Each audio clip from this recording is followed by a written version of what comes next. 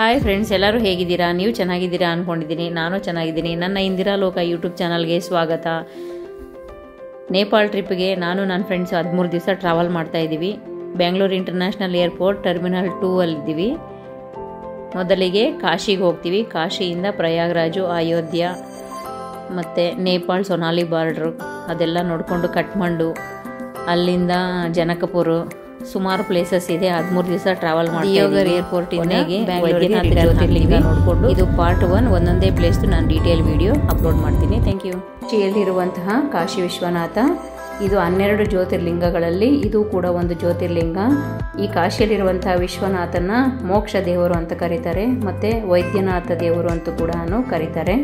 ಗಂಗಾ ಸ್ನಾನಂ ತುಂಗಾಪಾನಂ.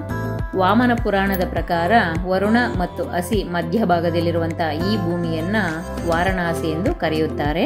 ಹಾಡು ಭಾಷೆಯಲ್ಲಿ ವಾರಣಾಸಿ, ಮುಂದೆ ಬ್ರಿಟಿಷರ ಪ್ರಕಾರ ಬನಾರಸಿ ಆಯಿತು. ಗಂಗಾ ಸ್ನಾನಂ ತುಂಗಾಪಾನಂ. ಇಲ್ಲಿನ ಗಂಗೆಯಲ್ಲಿ ಮಿಂದರೆ ಸರ್ವ ಪಾಪಗಳು ನಿವಾರಣೆಯಾಗುತ್ತೆ ಅನ್ನೋ ನಂಬಿಕೆ ಇದೆ. ಕಾಶಿಯಲ್ಲಿ ಹರಿಯುವಂತಹ ನದಿಯಲ್ಲಿ ವರ್ಷಕ್ಕೆ 1 ಬಾರಿ ಬರುವಂತಹ ಮಹಾಲಯ ಅಮಾವಾಸ್ಯೆ ಅಥವಾ ಪಿತೃಪಕ್ಷ, ಇಂತಹ ಸಮಯದಲ್ಲಿ ಸತ್ತವರಿಗೆ ಪಿಂಡ ಪ್ರದಾನ ತರ್ಪಣ ಕಾರ್ಯ ಮಾಡಿದರೆ ಮೃತರು ಸ್ವರ್ಗ ಸೇರ್ತಾರೆ ಅನ್ನೋ ನಂಬಿಕೆ ಇದೆ. ಕಾಶಿಯಲ್ಲಿ ಹರಿಯುವಂತಹ ಗಂಗಾ ನದಿಯಲ್ಲಿ ಸ್ನಾನ ಮಾಡಿದರೆ ಪಾಪಗಳ ಪರಿಹಾರ ಆಗುತ್ತೆ ಅಂತ ಹೇಳ್ತಾರೆ. ನಾವು ಮನುಷ್ಯರಾಗಿ ಹುಟ್ಟಿದ ಮೇಲೆ ಯಾವುದೋ ಒಂದು ರೀತಿಯಲ್ಲಿ ಗೊತ್ತೋ ಗೊತ್ತಿಲ್ಲದೇನೋ ಏನೋ ಪಾಪ ಮಾಡಿರ್ತೀವಿ. ಆದರೂ ಒಂದು ಸಾರಿ ಗಂಗೆಯಲ್ಲಿ ಸ್ನಾನ ಮಾಡಿ ಪುಣ್ಯ ಫಲವನ್ನು ಪಡ್ಕೊಳ್ಳೋದು ಒಳ್ಳೆಯದು. ಈಗಲೂ ಎಷ್ಟೋ ಜನ ಕಾಶಿಗೆ ಹೋದವರು ವಾಪಸ್ ಬರೋದಿಲ್ಲ. ಯಾಕಂದರೆ ಕಾಶಿಯಲ್ಲಿ ಸತ್ತರೆ ಸ್ವರ್ಗ ಸೇರ್ತೀವಿ ಅನ್ನೋ ನಂಬಿಕೆಯಿಂದ ಅಲ್ಲೇ ಉಳ್ಕೊಳ್ತಾರೆ. ಕ್ಷೇತ್ರದ ಮಹಿಮೆ ಎಷ್ಟಿದೆ ಅಂದರೆ, ತೀರಿ ಹೋದಂತಹ ಮನುಷ್ಯ ಈ ಕ್ಷೇತ್ರದಲ್ಲಿ ಅಂತ್ಯಕ್ರಿಯೆ ಜರುಗಿದರೆ ಆತ ಜೀವನ್ಮರಣಗಳಿಂದ ಮುಕ್ತಿ ಪಡೆದುಕೊಳ್ತಾನೆ ಎಂಬುದನ್ನು ಗ್ರಂಥಗಳಲ್ಲಿ ಉಲ್ಲೇಖಿಸಲಾಗಿದೆ. ನದಿಯ ದಡದಲ್ಲಿ ದಹನ ನಡೆಯುವಂತಹ ಕ್ಷೇತ್ರಗಳಲ್ಲಿ ಕಾಶಿಯು ಕೂಡ ಒಂದು ಪುಣ್ಯ ಸ್ಥಳ. ಇಲ್ಲಿ 365 ದಿವಸ ಕೂಡ ಹೆಣಗಳನ್ನು ಸರತಿ ಸಾಲಲ್ಲಿ ನಿಂತು ಸುಡುತ್ತಾನೆ ಇರ್ತಾರೆ. ನದಿಯ ದಡದಲ್ಲಿ 64 ಘಾಟ್ಗಳಿದೆ. ಅವುಗಳಲ್ಲಿ ಪ್ರಮುಖವಾದಂಥವು ಹರಿಶ್ಚಂದ್ರ, ಮಣಿಕರ್ಣಿಕ, ಸಿಂಧ್ಯ, ನಮೋ, ಇನ್ನು ಮುಂತಾದವು.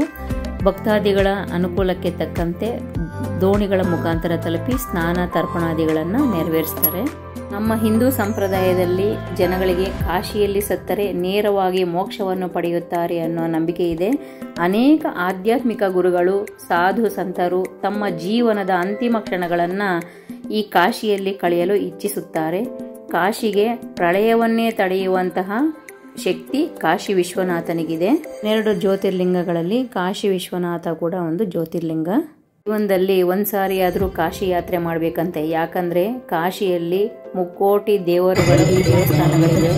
ನಾನು ನೋಡಿದ ಪ್ರಕಾರ ನೀವು ಯಾವ ಸಂಧಿ, ಯಾವ ಗೊಂದಿ, ಗಲ್ಲಿಗೆ ಹೋದ್ರೂ ಕೂಡ ಒಂದು ಗೋಡೆಯಲ್ಲಿ ಒಂದು ವಿಗ್ರಹ ಇರುತ್ತೆ, ಒಂದು ಸಣ್ಣ ಗುಡಿ ಇರುತ್ತೆ, ಎಷ್ಟೊಂದು ದೇವರುಗಳಿದೆ. ಹಾಗಾಗಿ ಕಾಶಿಯನ್ನು ಒಂದು ಸಾರಿ ಪ್ರಯಾಣ ಮಾಡಿದ್ರೆ ಕಾಶಿ ಯಾತ್ರೆಯಿಂದ ಎಷ್ಟೋ ಫಲ ಪುಣ್ಯ ನಮ್ಗೆ ಸಿಗುತ್ತೆ. ಕಾಶಿಯಲ್ಲಿ ಕಾಶಿ ವಿಶ್ವನಾಥನ ದರ್ಶನ ಎಷ್ಟು ಮಹತ್ವ ಹೊಂದಿಯೋ ಅದಕ್ಕಿಂತ ಡಬಲ್ ಮಹತ್ವ ಈ ಗಂಗಾರತಿಗಿದೆ. ಈ ಗಂಗಾರತಿನ ನೋಡಿ ಕಣ್ತುಂಬಿಕೊಳ್ಳೋದಕ್ಕೆ ನಿಜವಾಗ್ಲೂ ನಾವು ಎಷ್ಟು ಪುಣ್ಯ ಮಾಡಿರ್ತೀವೋ ಗೊತ್ತಿಲ್ಲ. ಲಕ್ಷಾಂತರ ಜನ, ಕೋಟ್ಯಾಂತರ ಜನ ಭಕ್ತಾದಿಗಳು ಒಂದು ಕಡೆ ಕೂತ್ಕೊಂಡು ಈ ಗಂಗಾರತಿನ ವೀಕ್ಷಣೆ ಮಾಡ್ತಾರೆ. ನಿಜವಾಗ್ಲೂ ತುಂಬಾ ಖುಷಿಯಾಗುತ್ತೆ ಈ ಗಂಗಾರತಿನ ವೀಕ್ಷಣೆ ಮಾಡೋದಕ್ಕೆ. ಇಷ್ಟು ಸುಂದರವಾಗಿ ನಡೆಯುವಂತಹ ಗಂಗಾರತಿ ಸಮಯದಲ್ಲಿ ನಿಜವಾಗ್ಲೂ ನಮಗೆ ಮೈ ತುಂಬ ಕಣ್ಣಾಗಿರಬೇಕು. ಯಾಕಂದರೆ ಇಲ್ಲಿ ತುಂಬ ಕಳ್ತನಗಳು ನಡೆಯೋದು ಜಾಸ್ತಿ. ಎಲ್ಲರ ಕಾನ್ಸಂಟ್ರೇಷನ್ನು ಈ ಗಂಗಾರತಿ ಮೇಲೆ ಇರುತ್ತೆ. ಇಲ್ಲಿ ಪರ್ಸುಗಳೇ ಆಗಲಿ, ಚಿನ್ನ ಆಗಲಿ, ನಿಜವಾಗ್ಲೂ ತುಂಬ ಕಳ್ತನ ಆಗುತ್ತೆ. ಇದು ನಮ್ಮ ಸ್ವಂತ ಅನುಭವ ಇದು ಫ್ರೆಂಡ್ಸ್. ಆದರೆ ನೀವು ಒಂದ್ಸಾರಿ ಕಾಶಿ ಯಾತ್ರೆ ಮಾಡಿ ಜೀವನದಲ್ಲಿ ಒಂದ್ಸಾರಿ 300 ಕೋಟಿ ದೇವರುಗಳ ದರ್ಶನವನ್ನು ಪಡೆಯಿರಿ. ನೀವು ಸಹ ಈ ಥರ ಗಂಗಾರತಿಯನ್ನು ವೀಕ್ಷಣೆ ಮಾಡಿ ಪುಣ್ಯ ಪ್ರಾಪ್ತಿಯಾಗಲಿ. ಮತ್ತು ವಿಡಿಯೋ ನೋಡುವಂತಹ ವೀಕ್ಷಕರಿಗೆ ತುಂಬ ಧನ್ಯವಾದಗಳು. ಇನ್ನು ಯಾರ್ಯಾರು ಸಬ್ಸ್ಕ್ರೈಬ್ ಮಾಡ್ಕೊಂಡಿಲ್ವೋ ಸಬ್ಸ್ಕ್ರೈಬ್ ಮಾಡ್ಕೊಂಡು ವೀಡಿಯೋಸನ್ನು ನೋಡಿ. ವಿಡಿಯೋ ಇಷ್ಟ ಆಗಿದೆ ಅಂದ್ಕೊಂಡಿದ್ದೀನಿ. ಇಷ್ಟ ಆಗಿದೆ ಲೈಕ್ ಮಾಡಿ, ಶೇರ್ ಮಾಡಿ, ಕಮೆಂಟ್ ಮಾಡಿ. ಧನ್ಯವಾದಗಳು. ಮುಂದುವರಿದ ಭಾಗ ಮುಂದಿನ ವಿಡಿಯೋದಲ್ಲಿ ಬರುತ್ತೆ.